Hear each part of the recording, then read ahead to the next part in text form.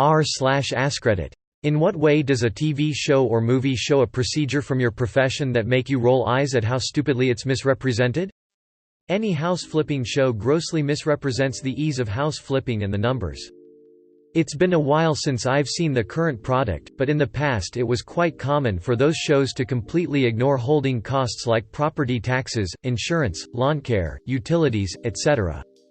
These are costs that accrue while your house is being rehabbed and while it is being listed on the market. Those costs should be factored in when calculating the profit of your flip. It isn't simply sale price, purchase price plus rehab costs equals profit.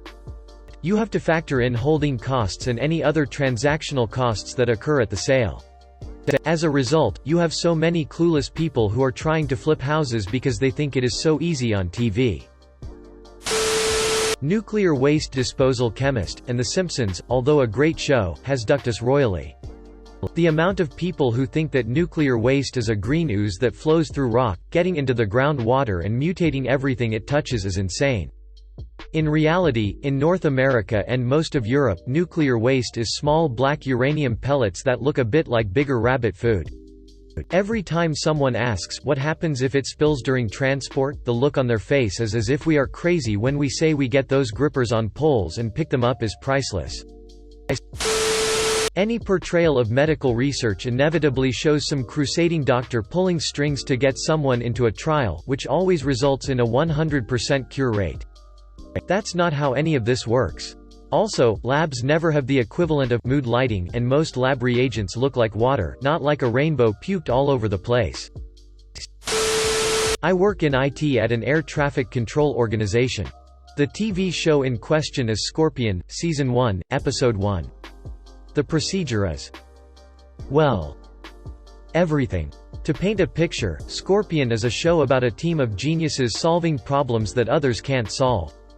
In this particular episode, a software update in the control tower at LAX renders communication between tower and aircraft inoperable.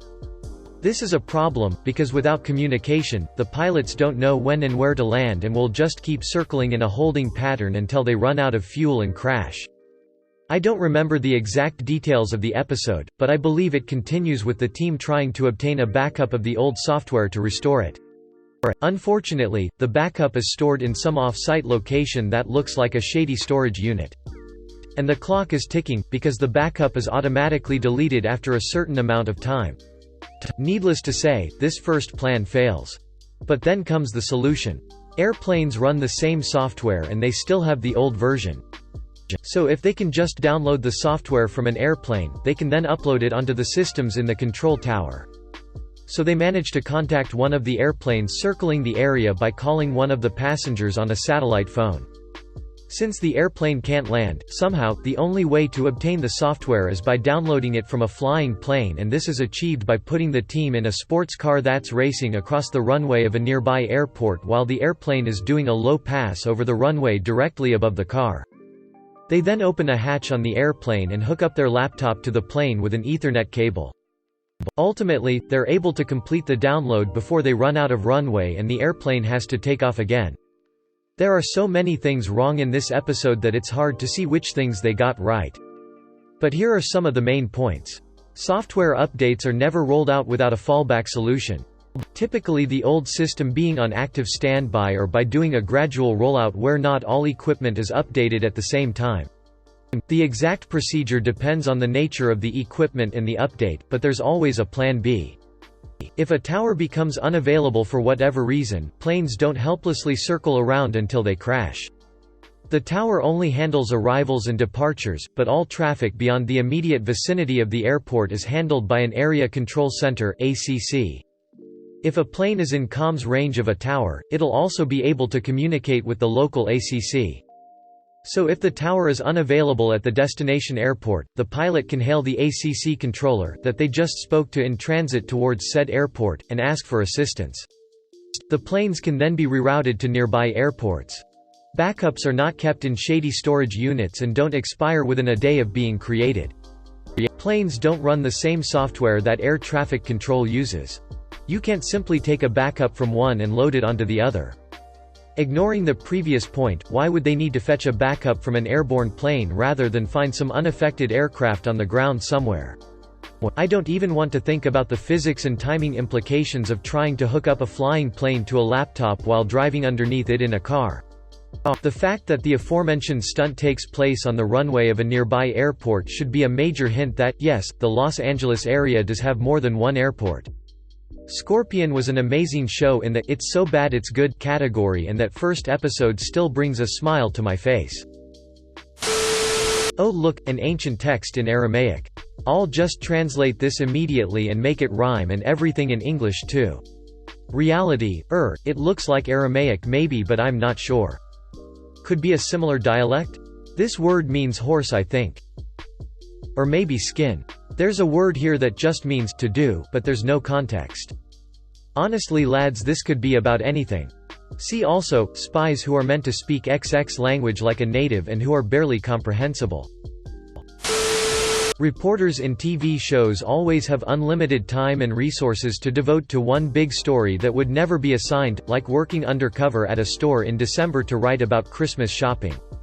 In reality, a reporter is juggling a dozen stories and a dozen deadlines at once at all times.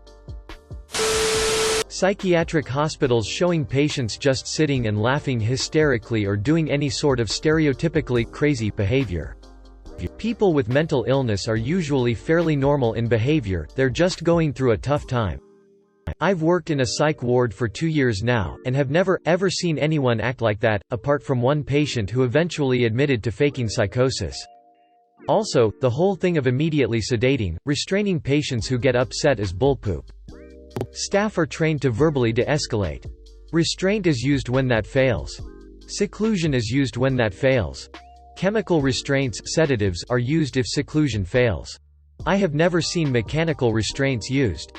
Every time we do a physical restraint, there are tons of forms and procedures to follow, so it's never done as casually as it is in fiction. The way fire alarm systems and fire suppression sprinkler systems work. Pulling a fire alarm pull station will not set off the sprinklers in a building. Starting a fire under a single sprinkler head will not set off any head other than the one activated. Source: I install fire alarm systems for a living. Caveat: there are certain types of fire suppression systems which are designed to go off when a pull station is activated. They are generally used in rooms with extremely sensitive equipment, such as server rooms, file storage, etc. They use a dry powder or foam, rather than water, though. Almost anything forensically related. No, you can't enhance crappy surveillance video. No, DNA tests don't take 30 minutes. No, DNA tests don't magically ding and display a name, home address, phone number, etc. I could go on and on. The effect of the way TV shows, movies affect everyone's perception of forensic science is staggering and can cause significant problems when courtroom testimony, evidence doesn't line up with a jury's perception of how it should work. I call your X and raise you Y is not a valid bet. As soon as you say the words I call, you have called, that is it, you don't get to add anything to it. This is to prevent people fishing for extra information by seeing what the person's reaction is to the first part before adding the second. The worst part is that it is such a well-known trope that I can almost guarantee that I'll have to explain this at least once every time a new player comes into a game I'm hosting. Edit: a few people have asked about the phrasing I see your X and raise you Y, as was often seen in older westerns. It's the same thing, see and call mean the same thing, but it's less about the exact wording and more about the intent. The first thing you declare that you are doing is what you are doing no matter what word or action you use to declare it. I'm a software developer. Every time there's coding in movies, they write code with ridiculous speeds and without the assistance of Google. And when they run the code, it has no errors and works perfectly. I wish it was like that. Shows love to show scientists pipetting, yet never bother getting it right, and it's not that hard. Here's a tip, no pun intended, there's not supposed to be bubbles. Looking at you, CSI. CPR. Anything medical, but definitely CPR. Actual, proper, effective CPR is hard ducking work. You need to compress the chest 1/3 to 1/2 of the way, 120 BPM, straight elbows, using your body weight as force behind your arms.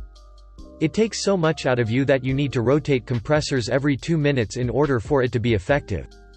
The patient rarely comes back, even with advanced support in the way of drugs, defibrillation, etc., and definitely isn't conscious, coherent, and walking around immediately after CPR. Many re-arrest because CPR only buys you time to fix the problem that killed your patient. It doesn't put lost blood back in the system, it doesn't fix multi-organ failure, it only buys time. And at a very expensive price. Most shows have namby-pamby vague pats on the chest, far too slow, with the compressor stopping every 2 seconds to sob at the dead person until the force of their emotion causes them to miraculously be healed of the injury or illness that caused them to die. Then they immediately stagger upright, never re-arrest, and are usually able to proceed in a relatively useful capacity. A lot of other medical stuff is extremely poorly researched, or outright wrong.